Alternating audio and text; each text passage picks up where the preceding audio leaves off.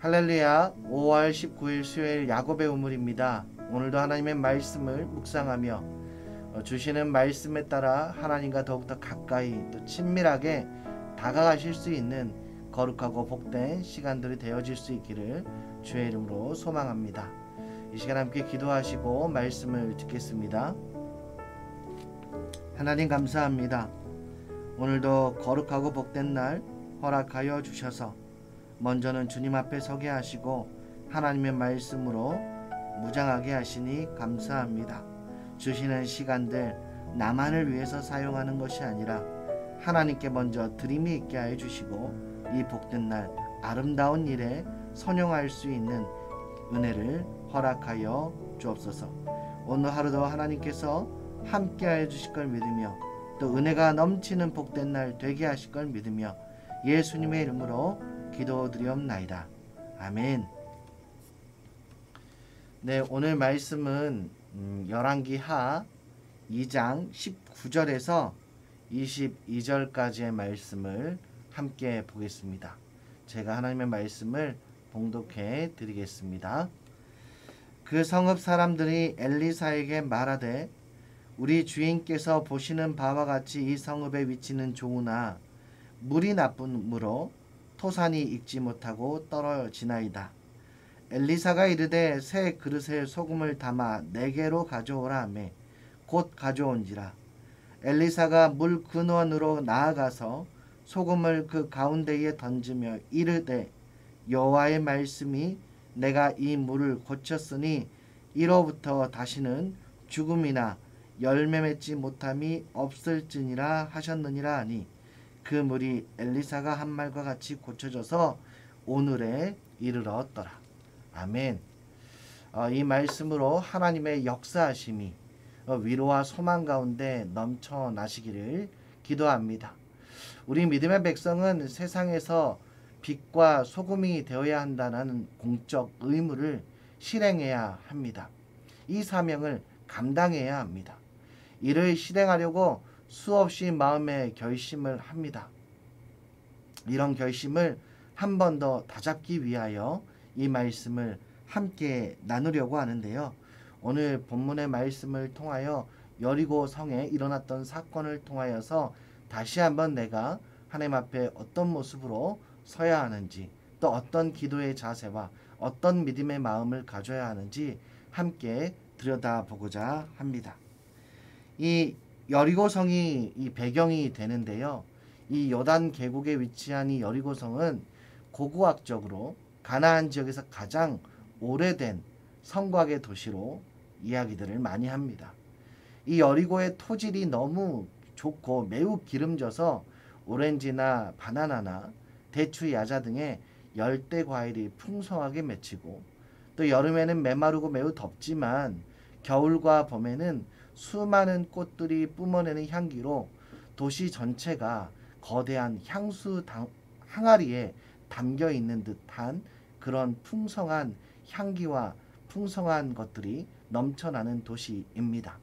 바로 젖과 꿀이 흐르는 가나안 땅의 모델이라는 것이죠. 이러한 아름다움을 찾아 주변의 부호들이 이 땅이 너무나 좋고 또 좋은 열매나 또 좋은 향기가 나는 그런 곳이다 보니 이 돈이 많고 여유가 넘치는 사람들은 이 땅을 차지하기 위해서 매우 노력했습니다. 이곳에 클레오파트라나 헤롯의 궁전, 별장이 있는 것만 보아도 이곳이 얼마나 살기 좋았던 것인가 라는 것을 짐작해 보기도 합니다. 주전 8,000년 전부터 사람이 이 여리고 성에 정착하기 시작했고 동시에 이 여리고는 전략적인 요충지가 되었습니다. 이 군대가 동쪽에서 산지 쪽으로 올라가려면 반드시 이 여리고를 거쳐야 되고 그렇기 위해서는 이 여리고를 먼저 점령해야 합니다.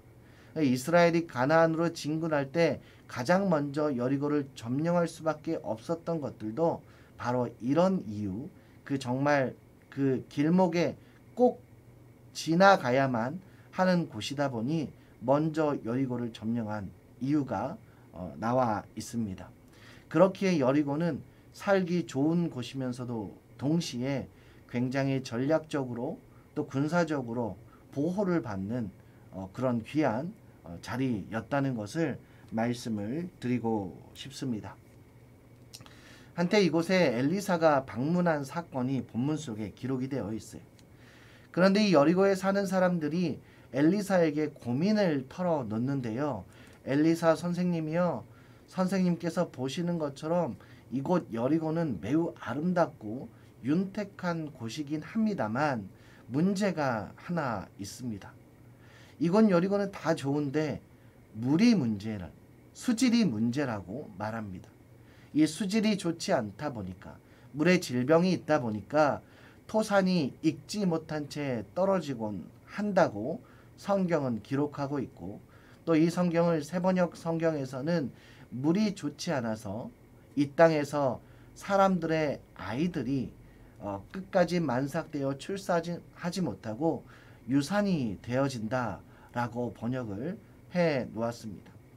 그러니까 그러니까 실과의 열매, 이 실과 열매뿐만 아니라 이 물을 먹게 되는 사람 또한 생명에 영향을 주고 그 생명이 태어나지 못하고 유산되는 경우가 발생하고 있다는 정말로 안타까운 상황이 아닐 수가 없습니다. 우리가 아프리카만 보아도 이 수인성 질병, 이 물로 인해서 목숨을 잃는 아이들이 얼마나 많고, 또 이렇게 임산부나 여인들이나 남성들 또 노인들까지도 이 물로 인해서 질병을 얻게 되는 것을 얼마나 많이 보았습니까? 그래서 이 여리고에서 수질이 좋지 않는, 이 물이 좋지 않는 것은 굉장히 큰 문제였습니다. 여러분도 다 아시다시피 물이라는 것은 절대 꼭 있어야 하는 모든 생명체의 근원과 같습니다. 모든 말씀을 영적으로 접해 보면 오늘 우리가 사는 세상은 여리고처럼 아름답고 잘 살고 있는 듯 보이지만 정말 한민족 5천년 역사 중에 지금처럼 잘 지내고 있는, 물질적으로 경제적으로 또 전쟁과 기근 부분을 보면 물론 코로나로 인해서 많이 어려움을 겪고 있지만 지금까지 시대적인 상황을 보았을 때 먹을 것이 없어서 고통스러운 적이 없었고, 또 굉장히 비옥하고 정말 풍성한 시대를 살고 있는 것이 아닌가 싶습니다. 그런데 이 물질적이고 풍요롭고 살기 좋은데 그곳에 스며드는 오늘날의 악함, 또 오늘날의 문화, 악한 문화, 좋지 않은 것들이 스며들어서 이 시대를 좀먹고 악하게 만드는 것을 우리가 볼 수 있습니다.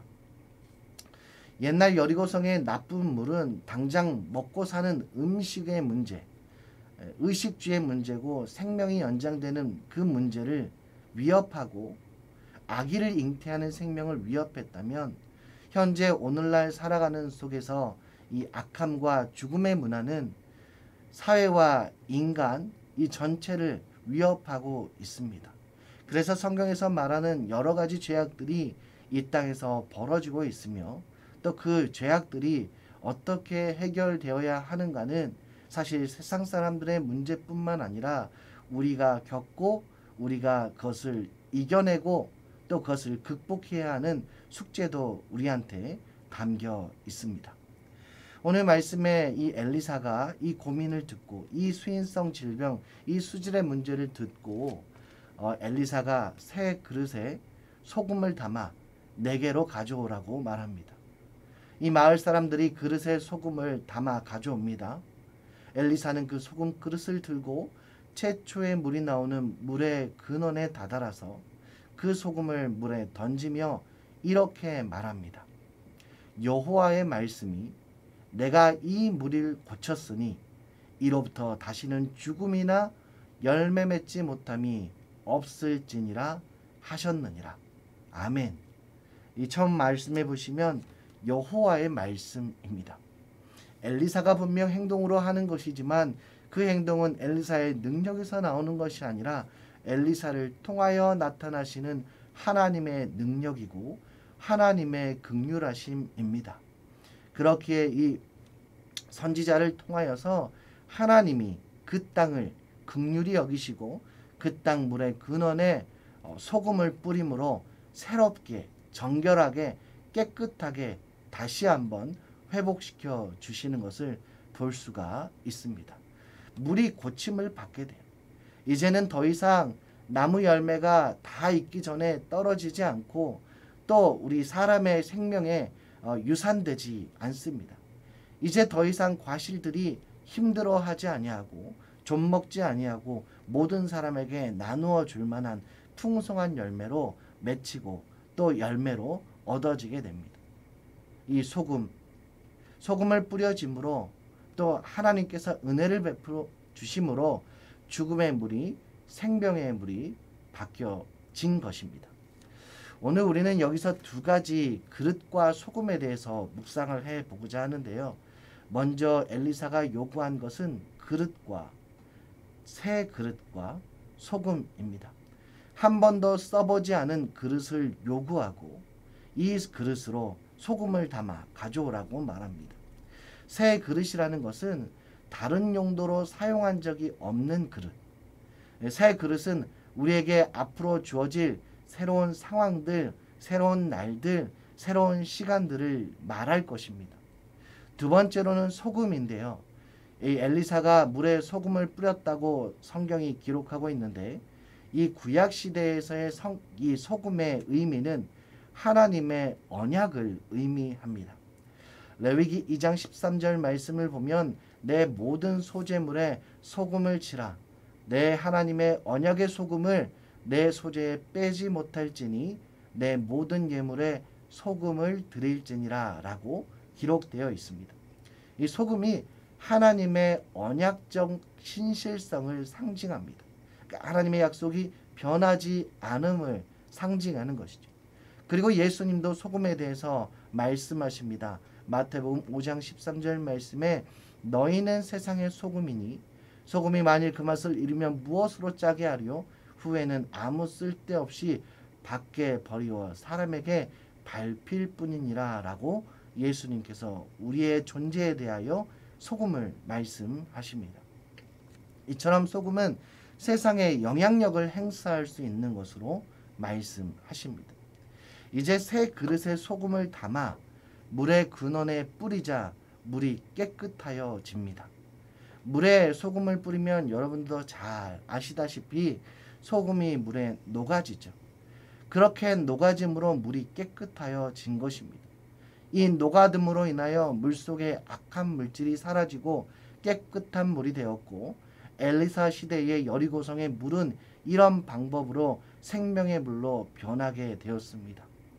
이 말씀의 의미를 우리 모두에게 적용하면 한 번도 살아보지 아니하는 새 그릇, 새 시간, 새 환경, 새 날을 세상의 소금인 나를 녹여 이 땅을 살리시겠다 하시는 하나님의 신실한 약속의 뜻을 담아서 우리를 사용하게 된다면 악한 물질이 담겨 있는 악한 것이 깃들어 있는 것도 정하게 깨끗하게 변화시켜 주신다는 하나님의 말씀입니다.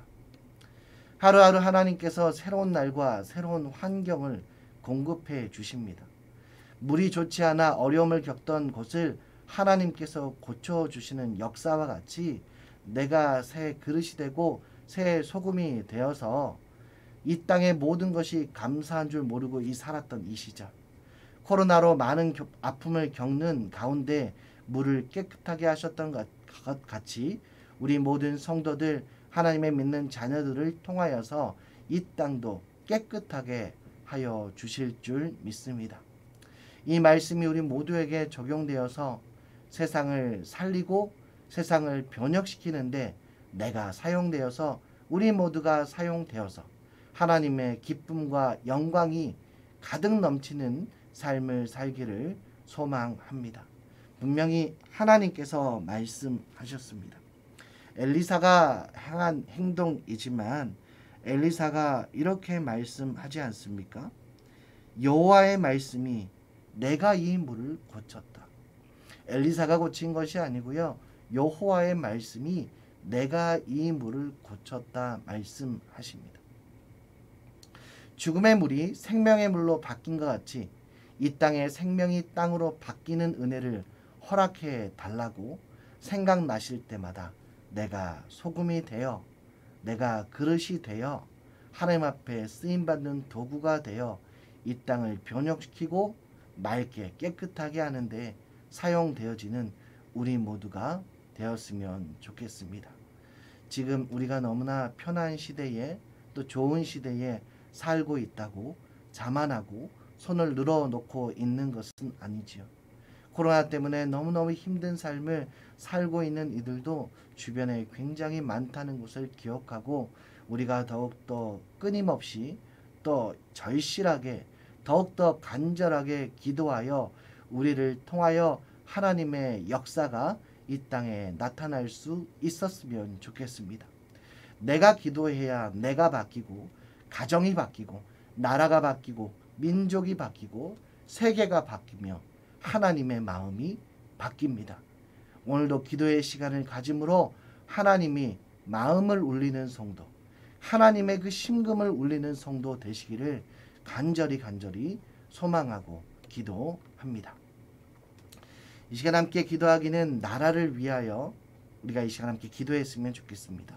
나라를 위하여, 민족을 위하여 전 세계 열방의 코로나 바이러스 또 변이 바이러스로 고통당하는 사람들을 위해서 이 시간 함께 중보하시고 또 의료진과 연구진들에게 하나님께서 지혜를 허락하사 모든 이들이 고통으로 끝나고 생명의 물을 공급받을 수 있는 은혜를 달라고 기도하시고 또한 야곱의 우물 또 성전의 100시간 기도 매일의 기도회를 통하여서 기도와 영성이 살아나고 교회가 살아나며 교회가 다시 일어나 부흥왕국을 회복하는 회복의 역사를 이 땅 가운데 교회 가운데 다시 경험하게 하옵소서. 연약한 자들과 환우들을 위해서 기도해 주시고 자신과 개인을 위해서 가정을 위해서 꼭 기도하시는 시간을 가지시길 바랍니다. 이 시간 주여 한번 부르짖고 함께 통성으로 기도하겠습니다. 주여 하나님 감사합니다. 하나님 아버지 지금도 이 땅의 수많은 사람들이 전염병과 질병으로 많은 어려움을 겪고 있습니다. 이 땅 가운데 교회와 석천의 모든 교우들을 지키시며 생명으로 인도하여 주시니 감사하고 또 어려움 속에 있는 이 땅의 수많은 사람들이 코로나라는 강력한 어려움 속에서 무릎을 꿇지 않게 하여 주시고 전능하신 하나님 앞에 무릎을 꿇는 지혜로운 자가 되게 하여 주옵소서. 전능하신 하나님을 찾고 하나님을 더욱 부르짖게 하옵소서. 기도에 힘쓰게 하시며 개인기도 100시간을 채워나가며 성전에서 기도하여 만민이 기도하는 집 무시로 수시로 기도하는 성도들로 세워 하나님의 마음을 움직이게 하는 주의 자녀들 되게 하여 주옵소서. 이 땅에 고통받고 있는 자녀들을 외면하지 마시고 또 신음하고 있는 안타까움으로 정말 절망감으로 빠져있는 그 시리에 빠져있는 마음이 아픈 자들 외면하지 마시고 하나님 이 땅에 또 연약한 자 환우들 너무나도 많습니다. 그들 가운데 찾아가 주셔서 만져주시고 치료해 주시며 내 믿음이 너를 구원하였다 말씀해 주시며 나음을 입고 영적인 육적인 구원을 얻을 수 있는 귀한 은혜를 허락하여 주옵소서. 오늘도 생명으로 인도하시는 주님을 기대합니다. 오늘도 성령 하나님 우리를 이끌어 주셔서 정말 선하고 아름다운 곳에 사용하여 주시고 내가 하나님 앞에 기쁨이 되며 사람들 앞에서 그 소금과 새 그릇의 역할을 잘 감당할 수 있도록 주님 역사하여 주옵소서. 함께하여 주심을 믿으며 예수님의 이름으로 기도드리옵나이다. 아멘. 이 시간 함께 찬양하겠습니다. 이 땅에 오직이라는 찬양을 함께 부르겠습니다.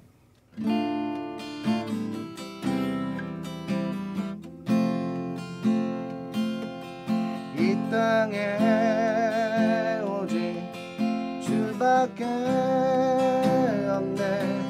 그 무엇도 나를 채울 수 없네.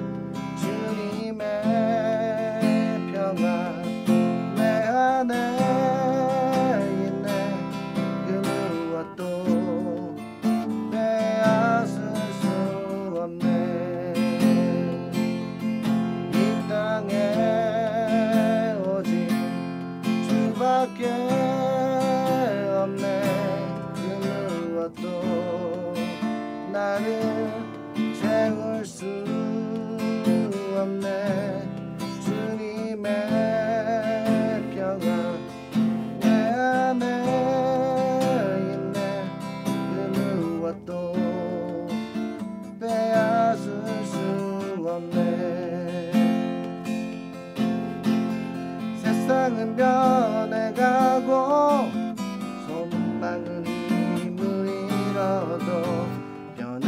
없이 붙드시는 그 구원의 손길